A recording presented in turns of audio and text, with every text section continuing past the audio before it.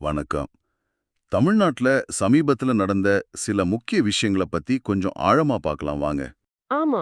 நம்ம கிட்ட இருக்கிற தகவல்களை வச்சு அரசியல், சட்டம் ஒழுங்கு, பொருளாதாரம், ஏன் சினிமா வரைக்கும் என்ன நடக்குதுன்னு ஒரு பார்வை பார்க்கலாம். சரி. இதோட நோக்கம் உங்களுக்கு ஒரு தெளிவான, சுருக்கமான ஐடியா கொடுக்கறது தான். முதல்ல அரசியல் பக்கம் போலாமா? போலாமே. இப்போ அமித்ஷா பத்தின திமுக எம்பி ஆர் ராஜாவோட கருத்துக்கள். ஆமா, அது பெரிய விவாதமாச்சே. அதுக்கு எதிரா தமிழக பாஜக அவங்க போராட்டத்தை தீவிரப்படுத்த போறதா சொல்றாங்க. சென்னையில சில கைதிகள் கூட நடந்துச்சு. ஆமா. அதுக்கப்புறம் மாநில செயலாளர் கராத்தே தியாகராஜன் இத உறுதிப்படுத்தியிருக்காரு. இது ஒரு வெறும் எதிர்வினை மட்டும் இல்ல. ம். மாநிலத்துல தங்களோட இருப்ப காட்டிக்க பாஜக முயற்சி செய்யுதுன்னும் பார்க்கலாம். இது ஒரு பக்கம்னா, இன்னொரு பக்கம் தேமுதிக தலைவர் பிரேமலதா விஜயகாந்த். ஆமா. அவங்க என்ன சொல்லிருக்காங்க? 1957க்கு அப்புறம் வந்த திராவிட அரசுகள் தமிழ்நாட்டுல புதுசா அணைகளே கட்டலன்னு ஒரு குற்றச்சாட்டு வைக்கிறாங்க. ஓ, அப்படியா? இது நீர் மேலாண்மை பத்தின பழைய விவாதங்கள மறுபடியும் கிளப்புது. ஆமா, இது வெறும் அரசியல் குற்றச்சாட்டு மட்டுமா இல்ல நிஜமான அக்கறையா? அதுதான் பார்க்கணும்.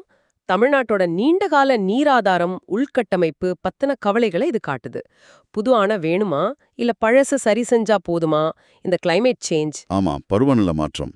அதை எப்படி சமாளிக்கிறது நிறைய கேள்விகள் இருக்கு இதுல. சரி, இந்த நிர்வாக திறமை பத்தின கேள்விகள் ஒரு பக்கம் இருக்கட்டும். அடுத்ததா காவல்துறை. ம். அதுல அஜித்குமார் காவல் மரண வழக்கு ரொம்ப முக்கியமா பேசப்படுது.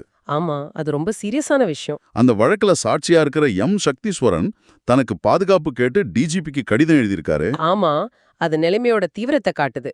ஒரு வழக்கின் சாட்சிக்கு போலீஸ் பாதுகாப்பு கேக்குற நிலைமை அது அந்த சிஸ்டம் மேல ஒரு கேள்வியை எழுப்புது இல்லையா?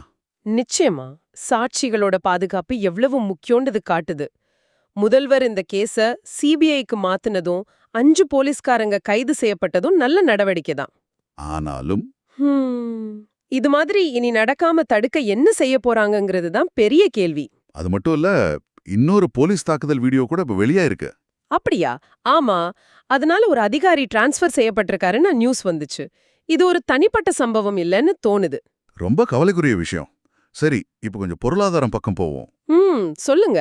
தமிழ்நாடு வருஷத்துக்கு $5 பில்லியன் அளவுக்கு கடலுணவு ஏற்றுமதி செய்யணும்னு ஒரு இலக்கு வச்சிருக்காங்க. ஓ, அது பெரிய டார்கெட் ஆச்சு. ஆமா, அதுக்காக நீலப் பொருளாதாரம், அதாவது கடல்சார் பொருளாதாரத்தை வளர்க்க ஒரு பிளான் கூட வெளியிட்டிருக்காங்க. இது நல்ல முயற்சி. தமிழ்நாட்டுக்கு நீண்ட கடற்கரை இருக்கு. ஆமா, அத சரியா பயன்படுத்தினா பொருளாதாரம் நல்லா வளரும். அந்த திட்டத்துல மீன் வளர்ப்பு டெக்னாலஜி, துறைமுக மேம்பாடு இதெல்லாம் இருக்குமா?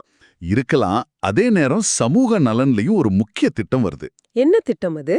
முதியோர்கள், மாற்றுத்திறனாளிகளுக்காக வீட்டுக்கே ரேஷன் பொருள் கொண்டு போய் கொடுக்கிற திட்டம். ஓ, இது ரொம்ப உதவியா இருக்குமே. ஆமா, ஜூலை மத்தியில ஆரம்பிக்க போறாங்க. பயோமெட்ரிக் முறையில கிட்டத்தட்ட 15 லட்சம் பேர் பயனடைவாங்கன்னு சொல்றாங்க. பரவாயில்லையே, நல்ல விஷயம். டெக்னாலஜி ஒரு பக்கம் உதவுது, இன்னொரு பக்கம் குற்றங்களை தடுக்கிறதும் முக்கியம். ஆமா, அது சம்பந்தமா என்ன நியூஸ்? தமிழக காவல்துறையோட தீவிரவாத தடுப்பு பிரிவு, அதாவது ATS, ஒரு பெரிய கைது நடவடிக்கை எடுத்திருக்காங்க. யார? அபுபக்கர் சித்திக்னு ஒருத்தர். கிட்டத்தட்ட 30 வருஷமா தேடப்பட்டு வந்தவராம். மாநிலத்தோட முக்கிய தீவிரவாதின்னு சொல்றாங்க. அப்படியா? இது பெரிய வெற்றிதான் காவல்துறைக்கு. ரொம்ப நாளா தலைமறைவா இருந்த ஒருத்தரை பிடிக்கிறதுங்கிறது. அவங்களோட புலனாய்வு திறனை காட்டுது. உண்மைதான். ஆனா இதே நேரத்துல கிருஷ்ணகிரியில நடந்த ஒரு சோகமான விஷயத்தையும் நாம பார்க்கணும். ஆமா, அந்த 13 வயசு பையன் விஷயம் தானே? ஆமா, காணாம போன பையன் காட்டுல சடலமா கிடந்ததும் போலீஸ் சரியா தேடலன்னு ஊர் மக்கள் சொல்றதும் ரொம்ப வருத்தமா இருக்கு. ஆமா, இது பாருங்க, ஒரே அமைப்புக்குள்ள 2 விதமான செயல்பாடு தெரியுது. ஒரு பக்கம் பயங்கரவாதிய பிடிக்கிறாங்க, இன்னொரு பக்கம் உள்ளூர்ல ஒரு சின்ன பையனை காப்பாத்த தவறிட்டாங்கன்னு குற்றச்சாட்டு வருது. இது கொஞ்சம் யோசிக்க வைக்குது. நிச்சயமா. சரி, கடைசியா கொஞ்சம் பொழுதுபோக்குத்துறை பத்தி பார்க்கலாம். ஓகே. சூரி ஹீரோவா நடிச்ச மாமன் படம். ஆமா, அந்த படம் நல்ல போச்சுன்னு சொன்னாங்க. ஆமா, தமிழ்நாட்டுல 40 கோடி ரூபாய் வசூலிச்சிருக்குன்னு சொல்றாங்க. அவரோட முந்தின படமான விடுதலை பாகம் 1 விட இது அதிகம். ஓ, அப்படியா? சூரிக்கு இது ஒரு நல்ல வளர்ச்சி. காமெடி ஆக்டர்ல இருந்து ஹீரோவா நிலை நிறுத்திக்க இது உதவுது. கரெக்ட். ஆனா அதே சமயம் பாலா இயக்கத்துல அருண் விஜய் நடிச்ச படம் வணங்கான். ஆமா, அது ஜான்வரியில வந்துச்சு. வெறும் 13 கோடி தான் வசூல். விமர்சனமும் சரியில்லை. ஆமா, அது பெருசா போகல. இது என்ன காட்டுதுன்னா, பெரிய ஸ்டார், பெரிய டைரக்டர் இதெல்லாம் தாண்டி கதை கதை சொல்ற விதம், கண்டென்ட் இதுதான் இன்னைக்கு முக்கியம்னு தோணுது. சரி, இன்னைக்கு நாம பார்த்த இந்த எல்லா விஷயங்களும் அரசியல் நகர்வுகள், சமூக அக்கறைகள், பொருளாதார இலக்குகள், சட்டம் ஒழுங்கு பிரச்சனைகள், சினிமா வெற்றி தோல்வின்னு தமிழ்நாட்டோட இப்போதைய நிலவரம் பத்தி உங்களுக்கு ஒரு ஓவர்வியூ கொடுத்துருக்கோன்னு நம்புறோம். ஆமா, இது எல்லாம் தனித்தனி விஷயமா தெரிஞ்சாலும் இதுக்குள்ள ஒரு தொடர்பு இருக்கலாம். மாநிலத்தோட மனநிலை, நிர்வாகத்தோட வெவ்வேறு முகங்கள், மக்களோட எதிர்பார்ப்புகள்னு பலதை இது காட்டுது. இத மனசுல வச்சு உங்களுக்காக ஒரு கேள்வி. இங்க நாம பேசின இந்த அரசியல் போராட்டங்கள், காவல் மரண வழக்குகள் எழுப்புற கேள்விகள், பொருளாதார நலத்திட்டங்கள், ஏன் இந்த சினிமா வெற்றி தோல்விகள் கூட, இதெல்லாம் ஒன்னோட ஒண்ணு எப்படி சம்பந்தப்பட்டிருக்குன்னு நீங்க நினைக்கிறீங்க?